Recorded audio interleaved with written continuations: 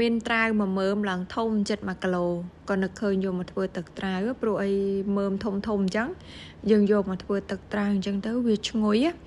ដោយសារថាទឹកការ៉ុតទឹកសណ្តែកទឹកល្ពៅទឹកដលងជ្វាអីខ្ញុំធ្លាប់បានធ្វើអស់ហើយអញ្ចឹងហើយថ្ងៃនេះមកធ្វើទឹកត្រាវវិញម្ដងហើយរបៀបធ្វើវិញក៏វាមិនសូវជាខុសជាមួយនឹងទឹកដលងជ្វាដែលខ្ញុំធ្វើកាលពីវីដេអូមុនប្រហែលដែរគ្រាន់តែថាខ្ញុំធ្វើទឹកត្រាវសានេះគឺខ្ញុំបានបន្ថែមទឹកដោះគោស្រស់ហើយមុនខ្ញុំមិនដែលបានបន្ថែមទេនៅពេលដែលយើងដាក់ទឹកដោះគោស្រស់បន្ថែមអញ្ចឹងទៅគឺវារសជាតិកាន់តែឆ្ងាញ់ហើយជាដំបូងនេះគឺខ្ញុំយកត្រាវនឹងចិតសបកលាងទឹកឲ្យស្អាតម្សាសិនទៅហើយយកមកហាន់វាជាចំណិតអញ្ចឹងណា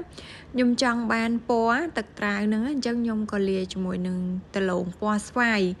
ទាំងដលងហើយនឹងត្រាវនឹងមានទម្ងន់1គីឡូបន្ទាប់ពីហាន់ហើយគឺខ្ញុំយកទៅលាងទឹកនឹង2ដងទៀតទៅដើម្បីឲ្យវាអស់ជ័រហើយយកមកដាក់ស្ងោរជាមួយនឹងទឹក2លីត្រកន្លះស្ងោររហូតទាល់តែផុយល្អតែម្ដងនៅពេលដែលយើងស្ងោរហ្នឹងឃើញមានពពុះមានអីហ្នឹងដួសចេញទៅឥឡូវនេះគឺត្រាវខ្ញុំស្ងោរបានឆ្អិនផុយល្អអញ្ចឹងខ្ញុំលើកវាទុកឲ្យចុះត្រជាក់សិនទៅទើបខ្ញុំយកវាទៅកិនឲ្យម៉ត់ណាហើយ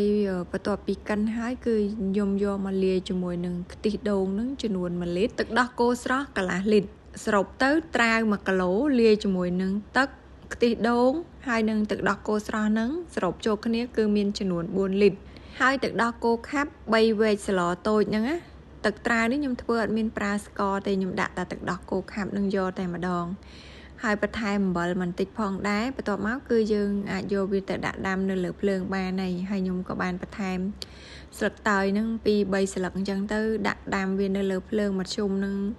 រហូតទាល់តែថាឡើងពុះណានៅពេលវាពុះបានប៉ុណ្ណឹងខ្ញុំភ្លក់ទៅវារាងស្ទើរផ្អែមអញ្ចឹងហើយខ្ញុំក៏បានថែមទឹកដោះគោខាប់នឹងចិត្ត1វែកស្លតូចនឹងទៀតបន្ថែមប៉ុណ្ណឹងទៅរសជាតិមកផ្អែមល្មមតែបើថាចូលចិត្តរាងផ្អែមជាងនឹងឬក៏សាបជាងនឹងអីក៏លៃលោកដាក់តាមចំណង់ចំណូលចិត្តទៅហើយក៏បន្តដាំរហូតតតែឡើងពុះអញ្ចឹងទៅទើបខ្ញុំបិទភ្លើងហើយលើកវាចេញណាទឹកត្រាវនេះពេលម្លងកំពុងតែដាំឲ្យពុះអញ្ចឹងនិយាយពីថាក្លិននឹងឡើងឈ្ងុយតែម្ដងចង់ហូបពេលក្តៅអញ្ចេះក៏ឆ្ងាញ់ហើយបើថាចង់យកទៅដាក់ជាមួយនឹងទឹកកកក៏ឆ្ងាញ់ដូចគ្នាដែរប៉ុន្តែនៅពេលដែលដាក់ទឹកកកទៅរសជាតិវារាងសាបបន្តិចសិនចូលចិត្តរាងផ្អែមអីយើងអាចថែមទឹកដោះគោបន្តិចពីលើនឹងទៅគឺបានហើយទឹកត្រាវដែលនៅសល់ហ្នឹងគឺខ្ញុំទុកវាឲ្យចុះត្រជាក់ហើយច្រកក្នុងដបដាក់ក្នុងទូទឹកកកគឺកាន់តែឆ្ងាញ់ត្រជាក់ហើយយើងក៏អាចរក្សាទុកវាបាន2 ទៅ 3ថ្ងៃដែរ